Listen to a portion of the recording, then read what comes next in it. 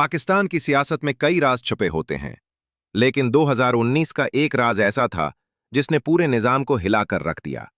एक दिन, एक फैसला और अरबों रुपए का मामला।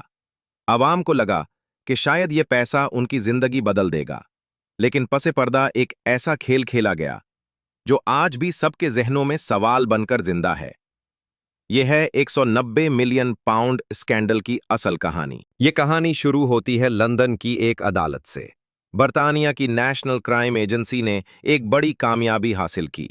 अदालत ने हुक्म दिया कि 190 मिलियन पाउंड यानी 50 अरब रुपए पाकिस्तान को वापस किए जाएं। ये खबर पूरे मुल्क के लिए खुशी का बायस बनी। सबने सोचा अब स्कूल, अस्पताल और सड़कें बनेंगी। आवाम को लगा कि ये उनका हक है जो वापस आ रहा है। लेकिन कहानी यहां से एक नया रुख इख्तियार करती है। इस डील का असल किरदार था उस वक्त का वजीर आजम का मुशीर बराए एहतिसाब शहजाद अकबर। वही शख्स जो करप्शन के खिलाफ सबसे आगे खड़ा था, अब सबसे बड़े स्कैंडल में मरकजी मुल्जिम बन गया। दावा किया गया कि यह मुआहिदा आवाम के फायदे के लिए है, लेकिन हकीकत में यह चंद सियासी रहनुमाओं और बाअसर शख्सियात को फायदा पहुंचाने के लिए था। ये इंकशाफ पूरे मुल्क के लिए एक धचका था। जब यह मुआहिदा काबीना के सामने रखा गया तो सब कुछ सिर्फ एक रस्मी कार्रवाई थी। कागजात पहले ही तैयार थे और फिर सिर्फ 3.5 मिनट की मीटिंग में यह डील कानूनी करार दे दी गई। 3.5 मिनट में 50 अरब रुपए का फैसला। अवाम को अंधेरे में रखा गया और ताकतवरों ने एक बार फिर अपना खेल खेल लिया। पाकिस्तान पहुंचने से पहले ही यह पैसा एक खुफिया मुआहिदे में जकड़ लिया गया। ये डील न पार्लियामेंट के सामने लाई गई न अवाम के सामने। इस रकम को बराह रास्त बहरिया टाउन के अकाउंट में मुंतकिल कर दिया गया। अवाम के नाम पर मिलने वाला पैसा चंद ताकतवर लोगों के हाथों में चला गया।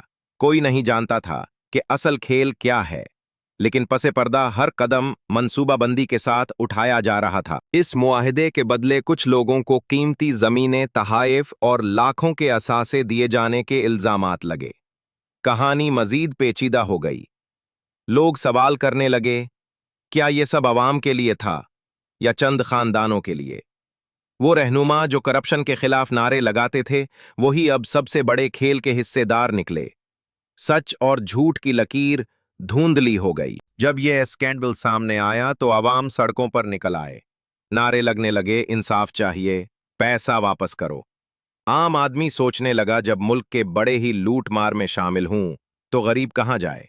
मजदूर के पसीने की कमाई, किसान की मेहनत और बच्चे का मुस्तकबिल सब उन ताकतवरों की जेब में कैद हो गया। पैसा आया लेकिन आवाम तक न पहुंचा। पैसा आया मगर अंधेरों में गुम हो गया। पैसा आया और ताकतवरों के महल समर गए। मुल्क का हर शहरी ये सवाल पूछ रहा है, क्या अवाम का हक कभी अवाम तक पहुंचेगा? वो पैसा जो तालीम, सेहत और रोजगार पर लगना था, वो ताकतवरों के महल्लात बनाने में इस्तेमाल हुआ।